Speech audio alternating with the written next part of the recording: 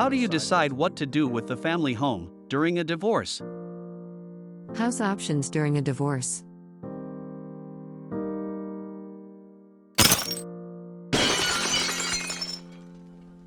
We can admit it. Divorce is an ugly word, and is not an easy situation to go through. Even amicable separations involve disappointment, lack of communication, and a failure of expectations. Realistically, the objective of a divorce is to allow people to part ways and get on with life separately. The starting point in successfully handling the disposition of the family home in a divorce is to have a clear picture of where you stand financially. It's important to know who is financially responsible for the mortgage payments. If both parties sign the mortgage agreement, you are both still obligated to the lender, whether your name is on the property title or not. Removing a party from the property's title does not alleviate that person's financial burden. Knowing where you are financially greatly influences the decision to keep, sell, or buy out the family home.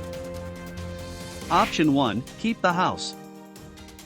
Having the house spouse keep and live in the home while the out spouse is still on the mortgage has several potential problems. 1. If either party fails to make their share of the mortgage payments, it can affect both your credit ratings, as well as complicating any later sale of the home. 2.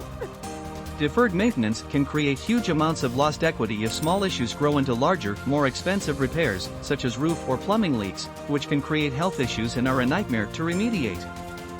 3. Lawsuits on one spouse can be attached as a lien on the home of the house spouse, in which the home could need to be sold to pay off that debt. Option 2. Buy out the home from the out spouse. If one spouse has enough income and financial ability to remain in the home, it may be easier to buy out the home from the out spouse. This would involve the house spouse refinancing the home to a new loan, in their name only, and would involve settling the previous loan, and include an amount to pay the out spouse their portion of the equity. As an example, if the mortgage balance is $100,000, and there's another $100,000 in equity, one half of the equity, $50,000, would be due to the out spouse. The house spouse would then need to qualify for a new loan in the amount of $150,000. There are also other considerations since appraisal minus mortgage does not equal equity. There are other costs to consider. Other costs could include unknown issues with the home such as 1. Needed repairs such as termite damage, roof and plumbing leaks. 2. The insurability of the home.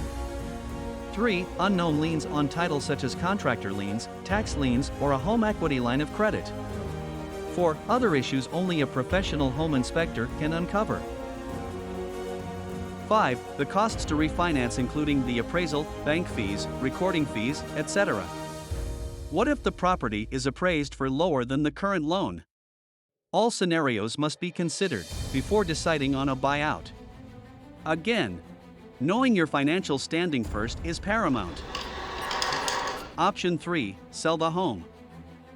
For most divorcing couples, selling the family home and splitting the proceeds from the sale evenly is the best option, and comes with added benefits. 1. The amount gained from the sale is exact. There is no dispute on what an even share will be. 2. Couples who have a larger amount of gained equity and sell prior to the divorce being settled, get an additional tax advantage.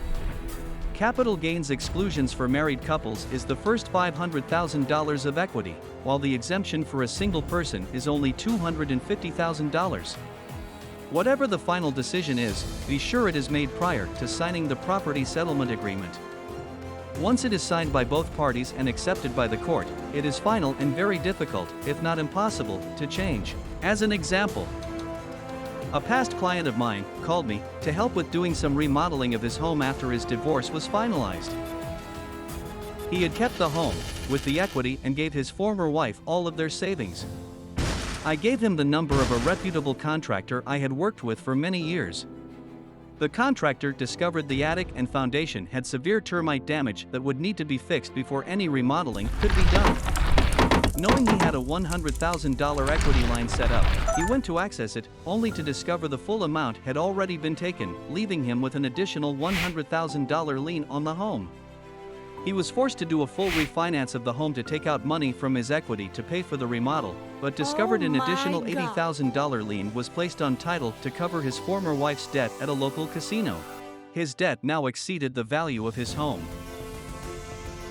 Not being able to deal with the repairs, not having the ability to make all of the payments, and not able to renegotiate his settlement agreement, we had to assist him in negotiating a short sale with his lender. This was a sad outcome that we could have helped avoid had we been called to assist in full discovery before he signed his settlement agreement. If you have questions and would like to discuss your particular situation, please feel free to contact Dave for a private and confidential consultation. Dave and his team are here to help.